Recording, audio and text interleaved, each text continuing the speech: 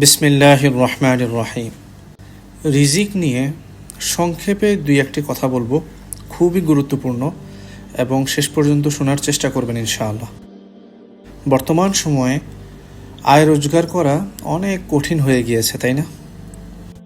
আর মানুষের জীবনের সবচেয়ে বড় দুশ্চিন্তাগুলোর মধ্যে একটি হলো রিজিক, যে আমার চাকরি হবে তো, ব্যবসা চলবে তো, আমার ভবিষ্যতের কি হবে, আমি কি আমার ঋণগুলো পরিশোধ করতে পারবো তো, আয় রোজগারের যে অবস্থা, আমার সংসার টিকবে তো, আমার ভবিষ্যৎ কি হবে, এমন অনেক কিছুই আমাদের মাথায় ঘুরপাক খায়, তাই না? এই যে রিজিক নিয়ে এত টেনশন, এত প্রশ্ন যে আমাদের মাথায় ঘুরে, এই সমস্ত প্রশ্নের উত্তর আল্লাহ তাআলা কোরআনে কারীমের একটি আয়াতে বলে দিয়েছেন যে আউযু বিল্লাহি মিনাশ শাইতানির রাজীম ওয়া মান ইয়াত্তাকিল্লাহা ইয়াজআল লাহু মাখরাজা ওয়া ইয়ারযুকুহু মিন হাইথু লা ইয়াহতাসিব। আয়াতের মাফহুম হলো যে ব্যক্তি আল্লাহ তাআলাকে ভয় করে, অর্থাৎ তাকওয়া অবলম্বন করে, আল্লাহ তাআলা তার জন্য বের হওয়ার পথ করে দেন আর তাকে এমন এমন জায়গা থেকে রিজিক দান করেন যা সে কল্পনাও করেনি। এটা কোরআনে কারীমে আল্লাহ তাআলা নিজে বলেছেন। তো এখন এই আয়াতটা একটু বোঝার চেষ্টা করুন যে প্রথমে আল্লাহ তাআলা শর্ত উল্লেখ করেছেন যে ওয়ামান ইয়াত্তাকিল্লাহ, যে আল্লাহ তাআলাকে ভয় করবে, তাকওয়া অবলম্বন করবে। এরপর আল্লাহ তাআলা কি বলেছেন? ইয়াজআল লাহু মাখরাজা। তারপর আল্লাহ তাআলা প্রতিশ্রুতি দিয়েছেন। প্রথমে আল্লাহ তাআলা একটি শর্ত দিয়েছেন, তারপর তিনি প্রতিশ্রুতি দিয়েছেন যে আল্লাহ তাআলা তার জন্য বের হওয়ার পথ তৈরি করে দিবেন। বুঝতে পেরেছেন? এরপর আল্লাহ তাআলা কি উপহার দিবেন সেটাও তিনি উল্লেখ করেছেন যে ওয়ায়ারযুকুহু মিন হাইথু লা ইয়াহতাসিব, এমন এমন জায়গা থেকে আল্লাহ তাআলা রিজিক দিবেন যা সে কখনো ভাবেনি। বর্তমানে আমাদের অবস্থা তো হলো যে আমরা শেষের অংশটাই শুধু চাই, যে আমরা চাই যে অপ্রত্যাশিত রিজিক আমাদের সামনে হাজির হোক, অলৌকিকভাবে আমার দুশ্চিন্তা, আমার রিজিকের পেরেশানি দূর হয়ে যাক। আমরা চাই যে আমাদের দোয়াগুলো কবুল হোক। কিন্তু প্রথম শর্তটা কি আমরা পূরণ করেছি?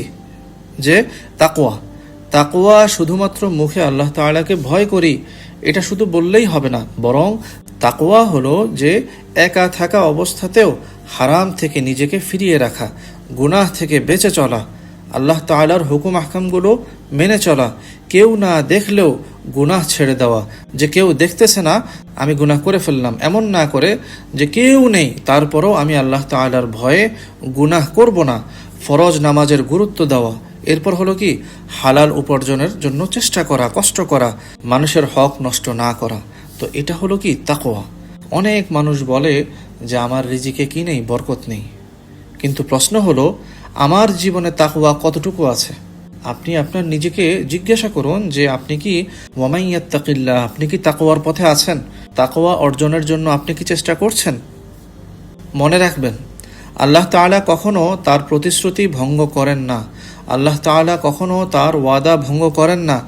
যদি শর্ত পূরণ করি আমরা, আপনি যদি শর্ত পূরণ করেন, শর্ত যদি পূরণ হয়, কেউ যদি তাকওয়া অবলম্বন করে, এরপরে যে আল্লাহ তাআলা প্রতিশ্রুতির কথা বলেছেন, প্রতিশ্রুতি আল্লাহ তাআলা অবশ্যই পূরণ করে দিবেন। তবে সেটা আমাদের নির্ধারিত সময় নয়, আমরা চাইলেই যে হবে এমন না, বরং আল্লাহ তাআলার নির্ধারিত সময়। আর আল্লাহ তাআলা যখন দেন, আল্লাহ তাআলা যখন বান্দাকে দেন, তখন এমনভাবে দরজা খুলে দেন, এমনভাবে রহমতের দরজা খুলে দেন, রিজিকের দরজা খুলে দেন, যেটা মানুষ কল্পনাও করতে পারে না, মানুষের কল্পনারও বাইরে।